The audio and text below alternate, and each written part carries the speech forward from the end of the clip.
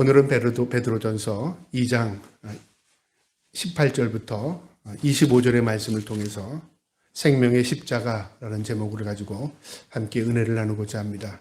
이 베드로 전서는 우리에게 주시는 소망의 메시지입니다. 그리고 권면의 메시지입니다. 그러니까 세상은 환난 시대이고 어려운 시기지만은 너희가 이 땅에 소망이 있는 게 아니라 늘 하나님 앞에 소망이 있다. 그 소망 버리지 말고 소망을 붙들어라. 그리고 또 하나님의 말씀으로 그들을 위로합니다.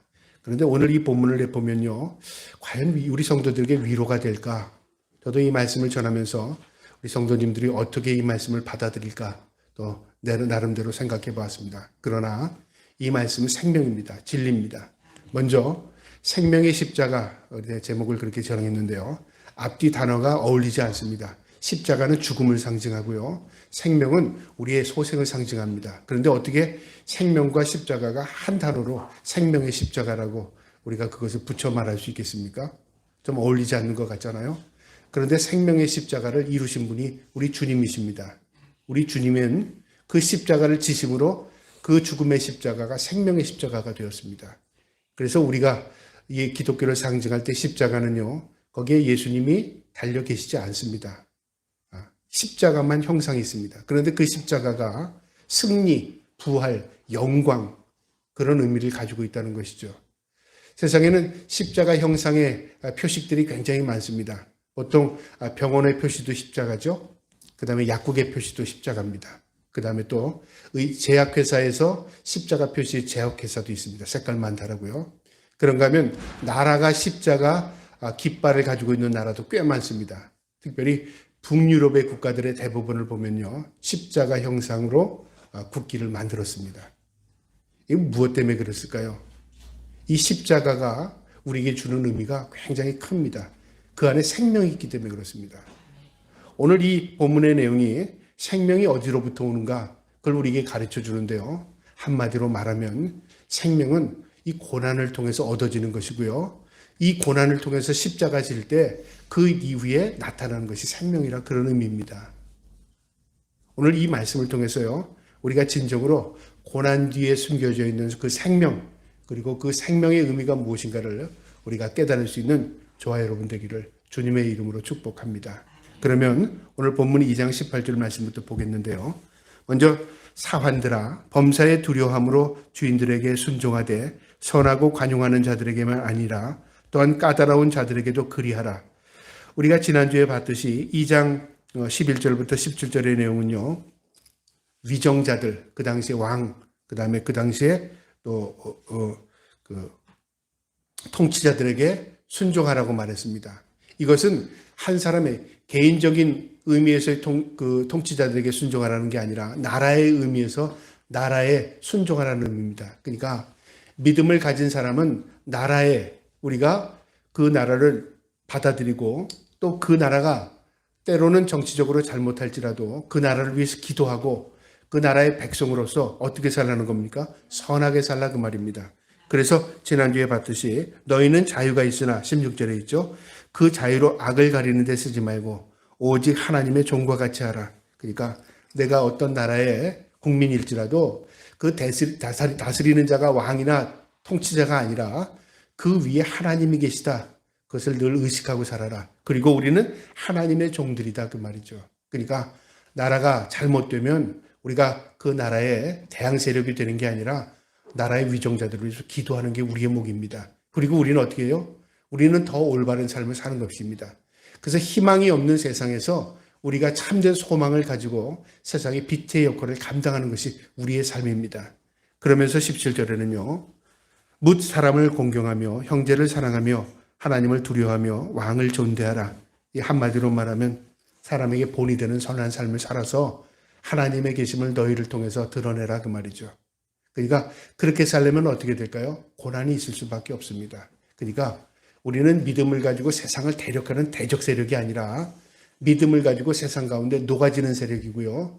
믿음을 가지고 우리 세상 가운데 빛으로 우리가 태워지는 삶을, 그러니까 섬기는 삶, 희생적인 삶을 살아갈 때 하나님이 영광 받으신다는 말입니다.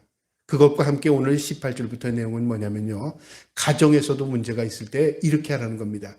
그 당시에는 계급사회였습니다. 그러니까 주인이 있었고 종제도가 있었기 때문에 종이 있었습니다.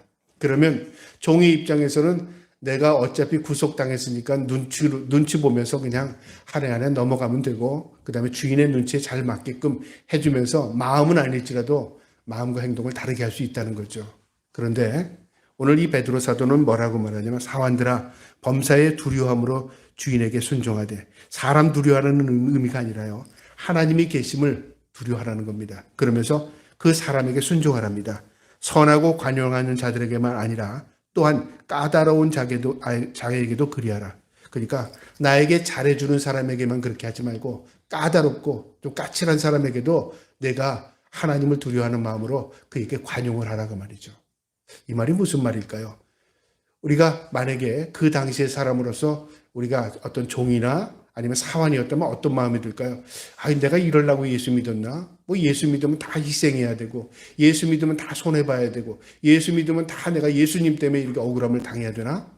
그런 마음이 들지 않겠습니까? 오늘날로 말하면요, 이 말은 사업주와 그 다음에 또 일하는 사람, 근로자라고 표현할 수도 있습니다. 사업자가 까칠한 사람이에요. 그러면 우리 근로자들이 나는 저런 사람 싫어서 회사 그만둬, 그런 마음도 들지 않겠습니까? 우리가 그렇게 이 말을 우리가 해석해도 괜찮습니다. 그 당시나 지금이나 우리는요, 근로자의 입장일 수 있고요, 그 당시에는 우리가 사원의 입장일 수 있습니다. 때로는 주인이, 때로는 사업주가 까칠한 사람일 수도 있고요, 때로는 나에게 잘해주는 사람이 있을 수도 있어요. 그렇죠? 그럼 우리는 보통 일반적으로 나에게 잘해주는 사람에게는 잘하잖아요. 반대로 나에게 까칠한 사람에게는 겉으로는 잘하는 것 같지만 뒤에서는 그 사람을 욕할 수 있어요. 그런 마음이 들지 않겠습니까? 그런데 하나님의 말씀은 뭐냐면 그에게 뭐래요? 순종하랍니다. 그럼 너무 억울하잖아요? 근데 그게 아닙니다. 여기에 놀라운 비밀이 있습니다. 이 비밀들을 우리는 잘 발견하지 못하는 것 같아요. 오늘 제가 그 비밀을 말씀드리려고 합니다. 왜 그럼 우리끼리 손해봐야 되는가? 그렇게 생각하잖아요? 이 세상이 있기 때문에 그렇습니다. 이 세상은 악에게 내어준 바 세상입니다. 이 세상은 하나님이 통치 아래에 있지만, 그러나 이 세상 가운데 우리를 어떻게 하시냐면 고난을 통해서 우리를 정금같이 나가게 하시는 겁니다. 그러니까 고난을 통해서 우리를 단련하기 위해서 때로는 그런 사업주를 주시고, 때로는 그런 주인을 우리에게 만나게 하시고, 심지어는 때로는 그런 반려자를 만나기도 하십니다. 그러니까 우리는 사람 보면 나에게 좋은 사람하고 같이 지내고 싶고, 나에게 잘해주는 사람하고 같이 지내고 싶고, 나를 사랑하는 사람과 함께하고 싶잖아요. 근데 그게 우리의 뜻대로 됩니까? 잘 되지 않잖아요. 우리가 아무리 사람을 구별하고 사람을 잘 우리가 분별한다고 해도 100% 그렇게 하기는 어렵습니다. 그럼 우리는 그럴 때마다 어떻게 생각해요? 왜 내가 저런 사람을 만났지? 왜 내가 저런 주인을 만났지? 왜 내가 이런 환경에 들어왔지? 원망하고 불평하잖아요. 그게 답이 아니라는 겁니다. 그 위에 누가 계셔요? 그걸 다 알고 계신 하나님이 계시다 그 말입니다. 그럼 하나님이 계시는데 왜 나를 이렇게 만들었을까요? 나에게 은혜를 베푸시는 겁니다. 나를 정금같이 나오게 하시는 겁니다. 그렇게 하시기 위해서 하나님이 나의 환경을 주관하시는 거예요. 그런 관점에서 이 말씀을 보시기 바랍니다. 19절에 보세요. 부당하게 고난받아도 하나님을 생각함으로 고난을 참으면 이는 아름다우나, 부당하다는 건 억울하다는 말이잖아요. 괜한 억울함. 내가 잘못도 안 했는데 내가 피해를 보고, 내가 잘못도 안 했는데 내가 손해보고, 이런 일을 당하면 부당하다고 말하잖아요. 부당한 고난을 말하는 겁니다. 우리가 고난의 의미를 먼저 구별할 때요, 고난은 세 가지로 크게 나눌 수 있습니다. 먼저 우리의 환경에서 오는 고난이 있을 수 있고, 사탄이 주는 고난이 있을 수 있죠. 우리 미혹이라고 말합니다. 미혹. 내가 미혹에 넘어가서 나도 원치 않지만 내가 속아 넘어간 거예요. 그래서 거기에 끌려가다 보니까 내가 고난을 당해요. 그러면 어떻게, 그 고난을 당할 때는 어떻게 생각하죠? 그 사람을 원망하죠. 내가 어쩌다가 저런 사람을 만나서, 어쩌다 저런 환경에 들어가서, 어쩌다가 저 악한 사람을 만나서, 난 잘못 없는데 그 사람이 미혹을 받은 거니까요. 사탄의 미혹일 수도 있죠. 그 고난은 어떤 거예요? 그 고난은 피해야 되는 겁니다. 피해야 돼요. 우리는 때로는 그 고난 안에서 헤어나오질 못하는 사람이 있어요. 그거는 내 실수도 있는 겁니다. 어쨌든 그 고난은 빨리 피하고 그걸 떨쳐버려야 돼요. 그 다음에 또 어떤 고난이 있냐면요, 내 욕심에서 오는 고난이 있을 수 있죠. 그러니까 누가 그렇게 하라고 한 거 아닙니다. 괜히 내 욕심이 일어난 겁니다. 아, 내가 저렇게 하면 내가 잘 될 것 같으니까 욕심을 부린 거죠. 근데 그 욕심 때문에 내 뜻대로 되지 않고 잘못된 겁니다. 그러면 그 원망은 누구에게요? 결국 내가 나를 원망하는 거예요. 그러니까 내가 어떻게 이렇게 어리석게 했는가, 내가 한탄하게 되는 거죠. 그런 어리석음, 자기 때문에 당하는 고난이 있을 수 있다 그 말이죠. 여기서 말하는 고난은요, 그 고난이 아닙니다. 사탄의 미혹에 넘어가는 고난도 아니고요, 자기 욕심에 이끌린 고난도 아닙니다. 부당한 고난이랍니다. 자기는 미혹에 넘어가지도 않았어요. 자기는 이끌리지도 않았어요. 그런데 어느 날 갑자기 내게 환경적으로나 또 상황적으로 내게 고난이 온 겁니다. 예를 들어서 예수를 믿었는데 기독교를 핍박하는 가운데 나는 어쩔 수 없이 그 고난을 당해요. 내가 저 사람들과 함께 했는데 아무 내가 악한 마음이 아니고 저 사람들도 악한 사람이 아니에요. 그냥 선한 마음과 그들과 함께 했는데 부당하게 내가 그들과 함께 함으로 내가 고난을 당했어요. 그럴 수도 있잖아요. 어쨌든 부당한 고난입니다. 이 고난은요, 어떤 고난이냐면요, 하나님이 주시는 고난입니다. 왜 하나님이 이런 고난을 주셨을까? 고난을 피하게 하셔야죠. 그렇죠? 하나님이 몰라서 우리에게 고난을 주실까요? 아닙니다. 때로는요, 배우자도 마찬가지입니다. 아유, 저런 신랑 만났으면 참 좋았을 텐데, 아유, 저런 아내 만났으면 참 좋았을 때, 우리 그러잖아요. 내가 어쩌다가 그 젊은 날 시절에 잘못 판단해서 저런 인간을 만났을까? 그런 사람들이 많아요. 그렇죠? 그 일반적인 세상 사람들의 표현입니다. 그런데 성경적으로 보면요, 내가 아무리 세상적인 지식을 가지고 사람을 골라내도요, 결혼해서, 야, 난 100% 잘 맞다는 사람 없어요. 왜 그럴까요? 그건 인간의 실수, 부족해서가 아닙니다. 그 위에 하나님이 계십니다. 우리가 하나님의 관점에서 우리의 모든 걸 바라봐야 합니다. 그러면 어떻게 되죠? 우리가 믿음으로 바라보면, 그래, 저 사람에게 내가 필요하구나. 또 상대방에게는 믿음을 가지고요, 아, 저 사람을 하나님이 날 만나게 하셨구나. 그렇게 보면요, 보는 관점이 완전히 달라집니다. 아, 내가 있는 거 저 사람이 없고 저 사람이 있는 거 내가 없구나. 그런 관점에서 바라면 돕는 관계가 되잖아요. 심지어는 또 어떤 사람에게서 80%, 어떤 사람에게 20%가 될 수 있어요. 나는 돕기만 해야 되는가? 나는 손해만 봐야 되는가? 그런 관점일 수도 있잖아요. 어쨌든 중요한 것은요, 그 어떤 상황 가운데서든 하나님이 그 안에 계시다, 그 위에 계시다 그 말입니다. 부당한 고난을 받아도요, 하나님을 생각함으로 슬픔을 참으면, 하나님을 생각하라고 그랬죠? 하나님을 인정함으로 그 말이기도 하고요. 그래, 내가 그때는 어리석었는지도 모르지만 그때에도, 내가 어리석고 철부지였을 때도 그때도 하나님이 계셨어. 나는 그때도 하나님 믿었어. 그리고 내가 알지 못했어도 하나님 계셨어. 인정하면 답이 아주 풀립니다. 쉽게요. 자, 보세요. 하나님을 생각함으로 하나님을 인정하는 거죠. 슬픔을 참으면. 왜 슬퍼요?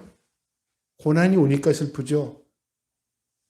고난인데 기뻐하는 사람은 미친 사람이겠죠. 고난이 오면 다 슬픕니다. 슬프면 그 슬픔을 참는답니다. 왜 참죠? 의지로? 그 말이 아닙니다. 하나님을 생각하고 참는 겁니다. 하나님을 계심을 믿고 참는 겁니다. 참으면 그 이유는 아름답답니다. 이 단어를 알아야 됩니다. 아름답다는 단어, 여러분 성경을 한번 보세요. 주석 성경 있습니까? 그 밑에 아름답다는 이 단어가 무슨 뜻이죠? 제 성경은 주석 성경 아니라도 그 밑에 있습니다. 헬라어로 무슨 뜻이라고요? 은혜랍니다. 은혜. 여러분, 고난을 담고 참는 게 은혜랍니다. 이게 무슨 은혜? 은혜는 선물이잖아요. 거저 주시는 하나님의 은혜, 구원의 은혜잖아요. 근데 고난이 무슨 은혜예요? 참고, 내가 눈물 흘리고 고통스럽고 내가 원치 않는 이 부당한 고난을 당하는데 이게 은혜랍니다. 은혜. 왜 은혜가 되죠? 은혜는 누구에게 좋은 거죠? 은혜는 내게 좋은 겁니다. 내게. 그러면 한번 붙여볼까요? 고난을 당해요. 내가 눈물을 흘려요. 내게 은혜예요. 내게 좋은 거예요. 내가 부당히 고난을 당해요. 내게 좋은 거예요. 은혜입니다. 어떻게 이럴 수가 있을까? 여러분, 이게 현실에서 해석이 안 될 뿐이죠. 이게 인생을 전체적으로 보면 하나님의 은혜를 깨닫게 되는 날이 있을 겁니다. 아니, 하나님 앞에 서는 날 100% 은혜가 됩니다. 깨닫게 됩니다. 그래서 하나님 그러셨군요. 그래서 나에게 은혜를 그런 식으로 베풀어 주셨군요. 근데 그걸 통해서 내가 하나님 앞에 나가게 되었군요. 은혜를 하나님을 우리 만나는 날 다 고백하게 될 겁니다. 그게 아름답답니다. 근데 이 아름답다는 단어는 한 번 아니 그 다음 절에 또 나옵니다. 또 아름답답니다. 자, 20절에 보실게요. 죄가 있어 매를 맞고 참으면 무슨 칭찬이 있으리요. 죄로 인해서 매를 맞고 참으면 내가 잘못이죠. 내가 사탄의 미혹에 넘어와서 잘못된 악한 길로 갔어요. 내 욕심에 이끌려서 죄된 잘못된 길로 갔어요. 그걸 참는다고 하면 무슨 칭찬이 있으리요. 그건 네 잘못이잖아. 네가 미혹됐잖아 그 말이죠. 그건 칭찬받을 일이 아니라 그 말이죠. 그런데 내가 무엇 때문에 그러나 선을 행함으로 고난을 받고 참으면 그러니까 하나님의 뜻 안에서 내가 믿음으로 살다가 고통을 당하면 그걸 참는 겁니다. 내가 선한 삶을 살다가 어려움이 오면 그 말이죠. 여러분 선한 삶을 살면 다 사람들이 인정해 주나요? 내가 선하게 살면 사람들이 다 저 사람 참 존경스러운 그렇게 해주나요? 어리석다고 말하기도 하고요. 왜 너만 그렇게 사냐? 너 손해보고 사냐? 그렇게 말하잖아요. 그래서 지혜롭다고 하는 사람은 손해보지 않는 게 지혜로운 사람이라고 착각해요. 내가 저 사람에게 줬으니까 나도 받아야지라고 생각하죠. 안 주면 내가 저 사람 사귀지 말아야지. 우리는 항상 어떤 생각을 할 때 그런 생각을 가지고 있어요. 왜냐하면 내가 중심이기 때문에 그렇습니다. 여러분 성경은 누가 중심이죠? 내가 중심이 아닙니다.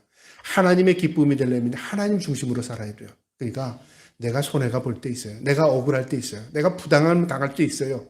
예수 믿고 고난당하는 거 가장 분하간 당한 거 아니에요? 그 고난을 이 당시에 베드로 사도가 성도들에게 주는 말씀입니다. 너희가 지금 당하는 그 모든 고난이 하나님 보시기에 은혜야, 은혜. 내가 앞으로 당할 고난도 은혜야. 내가 당하고 있는 고난도 은혜야. 다 은혜입니다. 여러분, 이 은혜를 받아들일 때요, 놀라운 것이 발견됩니다. 은혜로다, 은혜로다, 주의 크신 은혜로다. 이것을 우리가 노래로만 하지만요, 은혜가 보여질 때는 어떻게 은혜가 보여지냐면 하나님의 관점에서 세상을 바라볼 때 다 은혜가입니다. 내가 몸이 불편한 것도 하나님의 은혜야. 내가 부족한 것도 은혜야. 내가 가난한 것도 하나님의 은혜야. 내가 몸이 약한 것도 은혜야. 내가 능력이 없는 것도 은혜야. 다 은혜입니다. 막연하게 은혜라고 말하는 게 아니라요. 분명히 성경은 기록되어 있습니다. 선을 행함으로 고난을 받고 참으면 이는 하나님 앞에 아름다우니라. 또 아름답다는 말이 또 나오죠. 은혜라 그 말이에요. 네가 고난받고 있느냐? 은혜다 그 말이죠. 부당하게 고난받아 은혜야. 자, 그러면 이 말까지만 하고 딱 끝나면요. 하나님 내가 참겠습니다. 근데 인간의 한계가 있거든요. 참다가 또 분이 확 솟구칠 때가 있어요. 나만 왜 이렇게 손해봐야 돼요? 그렇잖아요. 그런데요. 우리 주님이 그런 고난을 당하셨습니다. 고난 가운데서도 우리가 비교할 수 없는 고난을 직접 당하셨습니다. 그 내용이 21절부터 기록되어 있습니다. 고난을 참으라고 말하죠. 부당한 고난 참아라. 그게 너에게 아름답다, 은혜다. 그러면서 우리 주님도 그런 고난을 당하셨답니다. 한번 보실까요? 21절에 이를 위하여 이 이유 이 아름다운 은혜를 위하여 너희가 부르심을 받았으니 여러분 하나님이 왜 우리를 부르셨다고요? 왜 우리를 구원한 백성 삼으셨죠? 믿음의 자녀 삼으셨죠? 고난받으라고. 그런데 우리는 예수 믿고 복 받는 것만 얘기했죠? 예수 믿고 잘 되는 것만 생각했죠? 예수 믿고 뭔가 이 땅에서 떵떵거리고 사는 것, 그게 축복이라고 착각하고 있었죠? 고난받으면 내가 믿음 없는 것으로 사람들이 나를 우습게 볼 것 같죠? 내가 잘못되면 세상 사람들이 야, 저 사람 지지리도 하나님 앞에 축복 못 받는다고 생각할 것 같죠? 그래서 우리가 우리의 관점으로 우리 자신을 받아보면요. 계속 축소됩니다. 믿음의 눈이라는 것은요. 하나님의 관점에서 나를 바라보게 되는 거예요. 은혜가 거기서 발견되는 겁니다. 너를 왜 부르는 줄 아느냐? 너희가 부르심을 받은 이유는 고난 때문에. 네가 잘 고난 받아라. 그것 때문에 우리를 구별해서 하나님의 백성 삼았답니다. 그 기간은요. 한시적입니다. 우리가 이 땅에서만 국한된 것입니다. 왜 국한되어 있냐면 천국에는 이런 고난 없습니다. 천국에서는 영원히 하나님의 은혜와 복락을 누리기 때문에 이 땅에서만 고난의 맛을 봐야 돼요.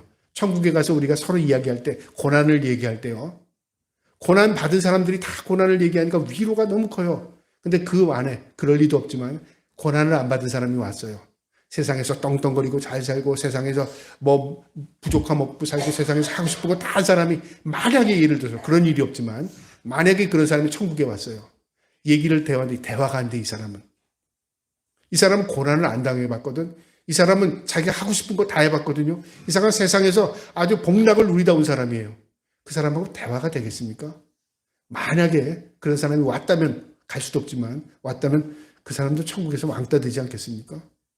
고난을 모르는 사람이 왔다면요. 그렇게 한번 생각해 보세요. 그러니까 무슨 의미냐면요. 고난은 이 땅에서 국한된 것이고 천국에는 없습니다. 고난은 우리가 천국에서요. 너무너무 이야기할 거리가 많을 거예요. 고난을 통해서 얼마나 큰 위로가 있을지 몰라요. 여러분, 배가 고픈 사람은요. 배가 부르면 너무 감사가 넘칩니다. 야, 내가 옛날에 그렇게 힘들게 살았을 때 그랬는데 지금은 이것도 나에게 진주성찬이야 그러죠. 몸이 아파본 사람은요. 몸이 좋아지면 야, 아픈 사람 보면 눈물이 나요. 나도 옛날에 저렇게 아파봤는데. 평생 건강한 사람은요. 몸 아픈 사람은 심정을 모릅니다. 그거 마찬가지죠. 고난은 이 땅에 있는 겁니다. 그 고난을 통해서 우리가 성숙해지는 겁니다. 그래서 고난을 받으사 너희에게 본이 된답니다. 그리스도도 너희를 위하여 고난을 받으사. 우리 주님, 하나님이신 예수님도 고난을 받으셨는데 그 고난이 어떤 고난이냐면요. 너희에게 본을 끼쳐. 우리의 본을 끼쳤다는 것은 샘플입니다. 샘플. 주님이 본이 되신 겁니다. 이렇게 하는 거야. 고난은 이렇게 받는 거야. 근데 고난을 어떻게 받으셨어요? 입으로만, 말로만 우리 주님이 고난 받으셨어요? 먹고 사는 거 힘든 것 때문에 주님 고난 받으셨을까요? 우리 주님이 몸이 약해서 고난 받으셨을까요? 아닙니다. 억울하게요. 누명 썼어요. 인류를 구원하기 위해 했는데 억울하게요. 가시면류관 썼어요. 그 다음 뺨을 맞으셨어요. 그 다음 피를 흘리셨어요. 매를 맞으셨어요. 그리고 그 당시에 사형제도 가운데 가장 잔인한 십자가 사형을 받으셨어요. 그리고 그 십자가역에 죽으시면서 동정이랑은 동정을 하나도 못 받으셨습니다. 다 침을 뱉음을 받고 모욕적인 말을 듣고요. 근데 우리 주님 뭐라고 하셨어요? 이놈들 두고 보자 그러셨어요? 엘리 엘리 라마 사박다니 그러셨답니다. 우리 주님 어찌 하나님 나를 버리시니까 정신적인 고통까지 받으셨어요. 하나님 앞에 버림받는 그런 고통까지 당하셨어요. 그러면서 하신 말씀이 뭐죠? 저들은 그들의 죄악을 알지 못합니다. 깨닫지 못하고 알지 못했기 때문에 저 어리석은 행위를 하는 겁니다. 용서를 구했어요. 우리 주님이 그러면서 십자가 지신 겁니다. 왜요? 우리에게 본이 되게 하기 위해서. 그래서요, 우리가 이 땅에서 조금 억울함을 당하고 우리가 이 땅에서 조금 주님 때문에 고난을 당한 게 있다면요, 여러분, 그게 은혜입니다. 감사하기를 주님의 이름으로 축복합니다. 제가 이걸 알고 나니까요, 모든 게 감사해요. 감사. 우리가 감사가 없는 건 뭐냐면요, 발견을 못해서 없는 거지 내게 감사할 조건이 없어서 없는 게 아닙니다. 발견 자체가 안 된 겁니다. 왜 발견을 안 됐어요? 믿음이 없으니까 내가 발견을 못한 거죠. 그래서 우리 주님이 본이 되셨답니다. 그러면서요, 본을 끼쳐 그 자취를 따르게 하려 하셨느니라. 자취가 뭐죠? 흔적, 길, 발자국 그런 의미죠. 내가 어느 길로 갈지 몰라요. 우리 주님이 그 길을 가주셨어요. 그 발자국만 보고 따라가면 어떻게 해요? 생명의 길입니다. 우리 주님이 당한 그 고난을 내가 흉내만 내도 내게 생명입니다. 그래서 주님이 나를 따르려거든 뭐라고 하셨죠?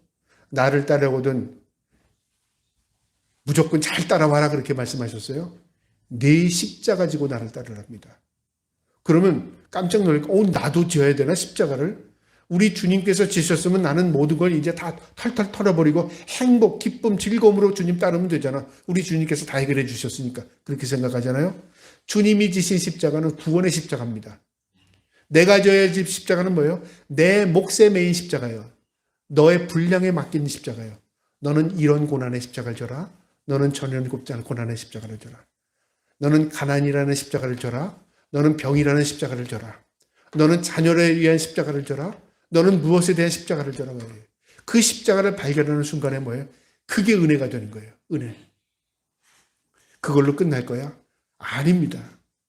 그 다음 보세요. 22절에요.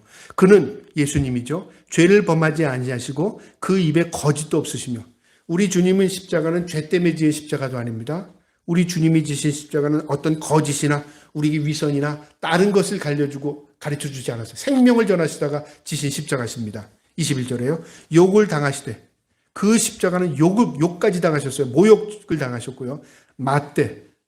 맞대어 욕하지 아니하시고, 우리 주님은 욕을 당하셨지만, 고난을 당하셨지만, 그 고난을 감행한 인간들에게 향하여 저주를 퍼붓거나 맞대응하시지 않으셨습니다. 묵묵히 그 고난을 지셨습니다. 고난을 당하시되 위협하지 아니하시고 오직 공의로 심판하시는 이에게 부탁하시며 아무 저항하지 않으셨으며 묵묵히 그 고난을 지셨는데 그걸로 끝난 게 아니라 하나님께 모든 걸 맡겼다 그 말이죠. 여러분 위로가 되십니까? 그래서 우리가 기도할 때 너무 힘들면 하나님 아시죠? 하나님 아시죠? 우리가 그 말 안 해도 하나님 아십니다. 왜요? 그 고난이 하나님의 손 안에 있기 때문에. 그런데 우리가 너무 답답하면 하나님 아시죠? 그러잖아요. 위로가 됩니다. 그럼 하나님 뭐라 그래? 내가 안다. 저는 이 음성을 들었어요. 제가 너무 어려울 때 새벽에 기도할 때 하나님께서 하나님 아시죠? 그랬는데 오늘 내 마음 깊이서 내가 안다 그러더라고요.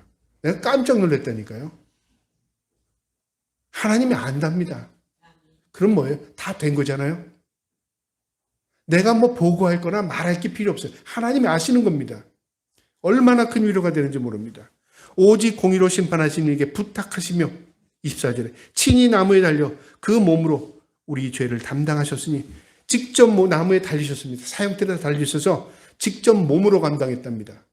몸의 고통, 육체의 고통을 직접 당하신 겁니다. 그냥 말로, 어떤 영적으로, 아니면 사탄과의 싸움에 그게 아닙니다. 우리 인간들처럼 주님께서 육체의 몸을 짓고 직접 손과 발에 못을 박으셨어요. 그래서 십자가를 표현할 때 우리는 그냥 입으로 십자가 그러잖아요. 말을 못하는 분들은 십자가를 어떻게 표현하세요? 농아들은 어떻게 표현하죠? 이렇게 표현합니다. 십자가가 이렇게 이게 십자가가 아니에요. 손에 못 자국을 표현하는 겁니다. 못이 바뀌었다. 그게 십자가예요. 우리 주님이 그런 육체적인 고통을 당하셨다 그 말입니다. 그러면서 죄를 담당하셨으니 누구의 죄입니까? 우리 죄입니다. 이는 우리로 죄에 대하여 죽고 의에 대하여 살게 하려 하십니다. 우리 주님께서 주신 십자가는 죄 때문에 지으신 십자가인데 우리 죄 때문에 죄에 대해서 죽습니다. 죄에 대해서 아무 말 할 게 없습니다. 우리 주님이 다 감당하셨습니다. 그 다음에 의에 대해서 삽니다. 부활이죠. 의롭게 살아나는 십자가는 바로요 우리에게 생명을 가져다 줍니다. 이게 놀라운 이 영적인 의미인데요. 의에 대해서 살게 하려 하심이라 그가 채찍에 맞음으로 너희는 나음을 얻었나니. 우리 주님의 채찍은 우리에게는 치료입니다. 여러분 이거 깊이 제가 한번 생각해 봤어요. 우리 주님이 지신 십자가는 나에게 생명이고 우리 주님이 지신 십자가는 나의 치료의 십자가예요. 자, 그러면 이걸 좀 더 확대 해석해 봤어요. 부모가 지은 십자가는 자식에게는 영광이 될 수 있죠. 그렇게 생각 안 하십니까? 여러분 억울해요. 내가 예수 믿는 것 때문에 억울해요. 근데 자녀들을 위해서 눈물로 기도해놨어요. 내가 그 자식들이 어떻게 되는지 몰라요. 그런데 그 기도는 남아요. 왜요? 하나님께서 나에게 자식들 맡겨줬잖아요. 눈물로 기도하게끔 하나님께서 나에게 맡겨주신 자식들이라고 말이죠. 우리 그렇게 생각을 안 하는 겁니다. 자꾸만. 주님과 남아의 관계만 있는 게 아닙니다. 주님께서 맡겨준 일들이 있다고 말이죠. 그래서 거기에 뭐가 있냐면 십자가가 있지만 거기에 뭐가 있어요? 영광도 그 안에 있습니다. 그래서 예수를 믿으면 천대를 복을 받는다는 의미가 바로 그거예요. 내가 예수를 믿으면 그 다음에 그 후대가 하나님의 은혜와 은총을 누리게 되는 거예요. 그러면 그 자식들은 이제 고난 안 당하고 사나요? 또 나름대로 하나님께서 그에게 맡기는 고난을 주셔요. 믿음의 고난을 주신다 그 말이죠. 저는 4대째 기독교인으로서 살면서요. 그걸 깨달았어요. 아, 예수 믿으니까 난 잘 되는 줄만 알았어요. 전 진짜 그랬습니다. 청년 때. 아, 예수 믿으면 다 복 받는 줄 알았어요. 그때는 그렇게 느꼈어요. 그런데 고난이 찾아오면서 무슨 생각해? 예수 믿어도 고난이 있네 뭐. 그러니까 반발심이 생기더라고요. 뭐 예수 믿나 안 믿는다 똑같아. 그런 생각했어요. 그 다음에 이제 그 고난을 통해서 경험한 게 뭐냐면요. 아, 고난을 당해도 내가 느끼는 게 다르구나. 아, 예수를 믿으면 고난을 안 당하는 게 아니라 예수 믿으면 고난을 통해서 더 정금같이 되는구나. 예수를 믿으면서 고난 당하는 것은 하나님께 더 나가게 만드는구나 그 말이죠. 여러분 우리가 매를 맞으면 어떻게 해요? 부모의 품에 안기는 사람이 있고요. 매를 맞으면 도망가는 사람이 있잖아요. 거기에 뭐가 있냐? 관계성이 있습니다. 나를 사랑하는 관계가 있다면요, 나를 밀어내면 더 가까이 옵니다. 그러나 나와 관계없는 사람은요, 관계없는 아이를 예를 들면 피하고 도망갑니다. 하나님과 우리가 관계가 있을 때는요, 하나님께서 우리에게 주시는 고난을 통해서 우리가 하나님께 더 가까이 나갑니다. 그가 채찍에 맞음으로 너희가 나음을 얻었나니 25절에 보세요. 너희가 전에는 양같이 길을 잃었더니, 우리가 전에는 하나님을 잘 알지 못했을 때는 양같이 길을 잃었답니다. 목자가 없으니까 길을 얻죠. 내 멋대로 살았다 그 말이죠. 하나님을 모르니까, 하나님 안 보이니까, 하나님 의식 없으니까 내 멋대로 산 겁니다. 그러면서 처절하게 내 나름대로 고난을 당하고 내가 왜 이런가 원망하고 불평했죠. 그런데 깨달은 다음에 보세요. 이제는 너희 영혼이 목자와 감독 되신 이에게 돌아왔느니라. 목자, 분명한 우리의 길잡이가 있죠. 우리를 이끄시는 목자, 우리를 이끄시는 감독, 그분에게 우리가 돌아왔답니다. 그러니까 이제는 그분에게 순종하면서 살게 되고 그분의 길을 따르게 되는 거죠. 이게 진정한 복이라 그 말이죠. 그래서 베드로 사도는 초대교회 성도들에게 소망을 전해주는 겁니다. 너희가 지금 당하는 고난은, 그거는 고난으로 끝나는 게 아니야. 우리 주님도 이보다 더 큰 고난을 당하셨어. 그런데 그 고난이 너에게 축복이 돼. 은혜야, 은혜. 아름답다, 은혜다. 그 은혜가 언제 나타나게 돼요? 우리가 이 세상에 사는 동안에도 우리가 맛을 보게 되지만요, 궁극적으로는 주님 앞에 서는 날 이 은혜가 확연하게 드러날 것입니다. 그리고 이 은혜를 우리가 영원히 누리고 살 겁니다. 어디에서요? 하나님의 분에서, 천국에서. 여러분, 그래서 우리에게 이 십자가는 생명입니다. 십자가는 구원입니다. 십자가는 우리에게 은혜입니다. 하나님이 저에게 주신 어떠한 고난일지라도요, 이 고난을 해석하려고 하지 마시고요, 먼저 주님을 바라볼 수 있는 저와 여러분 되기를 축복합니다. 주님을 바라보면 그 안에서 주님의 눈으로, 하나님의 눈으로 나를 바라보게 되면 은혜를 발견하게 됩니다. 아, 하나님 그래서 나에게 주신 은혜가 거기 있었군요. 내가 그것을 알지 못할지라도 시간이 지나게 되면요, 그 은혜가 나에게 젖어 들어옵니다. 아, 이게 나에게 은혜가 된데 깨달을 때가 있을 것입니다. 저와 여러분이 그런 은혜, 그런 기적을 살면서 또한 주님 만나는 그날 우리가 고백할 수 있는 저와 여러분 다 될 수 있기를 주님의 이름으로 축복합니다. 아멘.